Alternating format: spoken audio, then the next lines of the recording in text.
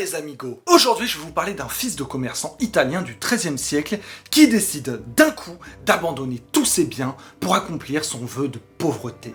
C'est l'histoire de Saint François d'Assise, qui, comme son nom l'indique, se verra canonisé pour cette vie exemple de celle du Christ.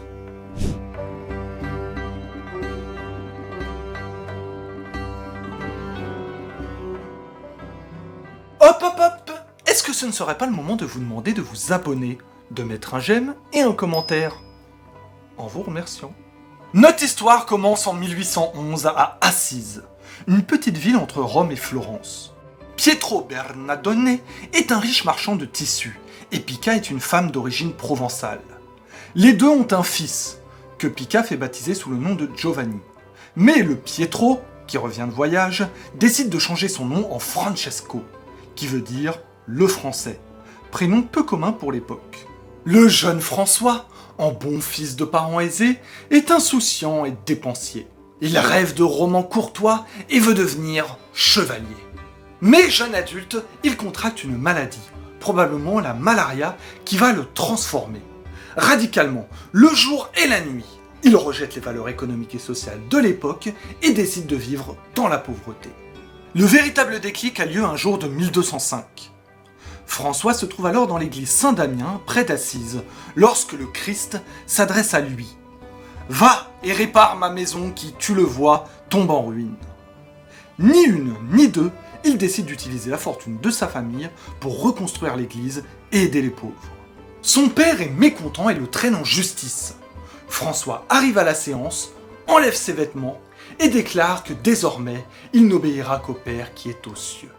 Une petite communauté va tout de suite se former autour de lui. L'objectif est de diffuser l'évangile et de vivre dans la pauvreté absolue, prenant en modèle la vie du Christ.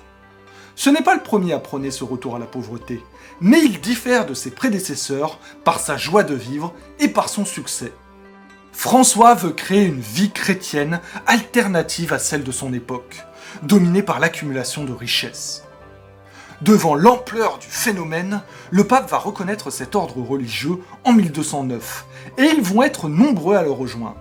Beaucoup de femmes également, ce qui poussera François à créer l'ordre féminin des Clarisses. Cet ordre franciscain va s'étendre dans toute l'Italie et même dans d'autres pays d'Europe. François va même avoir l'ambition titanesque, démesurée, de convertir les musulmans. Bon courage! Il va s'embarquer pour le royaume de Jérusalem en 1212, mais son bateau fera naufrage et retour à la case départ. En 1919, il retente le coup et embarque pour Damiette en Égypte. Cette ville est alors assiégée par les chrétiens dans le cadre de la 5e croisade. François va évidemment échouer dans sa tentative de conversion des musulmans. Il va néanmoins pouvoir rencontrer le sultan Malik al-Kamil et visiter ensuite la Terre Sainte. Retour en Italie où quelques tensions apparaissent au sein du mouvement franciscain. Certains souhaitent poursuivre une vie simple sans lien de hiérarchie avec l'Église, en autonomie, presque en autarcie, tandis que d'autres veulent rejoindre les structures officielles. François, lui, est malade, et tente tant bien que mal de préserver l'autonomie de sa communauté vis-à-vis de l'Église. Vous vous rappelez qu'en 1209, le pape a autorisé l'ordre franciscain et sa règle de prêcher dans la pauvreté.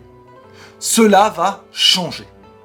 En 1215 se tient le concile du Latran, qui oblige tous les ordres religieux à adopter une des règles monastiques déjà existantes. François doit demander au pape d'officialiser son ordre et de créer une nouvelle règle. Le pape met en place la Regula Bullata, c'est pas une pizza, qui permet à l'ordre franciscain de continuer son œuvre. Mais elle annule la règle de prêche en pauvreté. Cela dénature complètement l'idéal premier de François. Mais ce dernier considère l'obéissance comme une vertu cardinale et se soumet à la règle. La fin de vie est compliquée pour notre ami.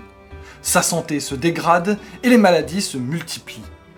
Il se retire au mont Alverne, près d'Arezzo, où un ange lui rend visite et lui fait apparaître les stigmates du Christ, c'est-à-dire les trous des clous dans les mains et les pieds. Il revient à Assise, mais son état est catastrophique. Il ne lui reste que la peau sur les os, et il doit rester enfermé toute la journée dans une pièce obscure, car il ne supporte plus la lumière du soleil. François meurt le 4 octobre 1226 dans l'église de la Porciuncula, près d'Assise. En 1228, 2 ans après sa mort, François est canonisé. Cela peut paraître court comme délai, et ça l'est. L'ordre des franciscains inquiète l'Église, qui souhaite protéger ses intérêts et son mode de vie. En le sanctifiant, l'Église fait de lui un saint, une figure exceptionnelle que le commun des mortels ne peut imiter. Le tour est joué.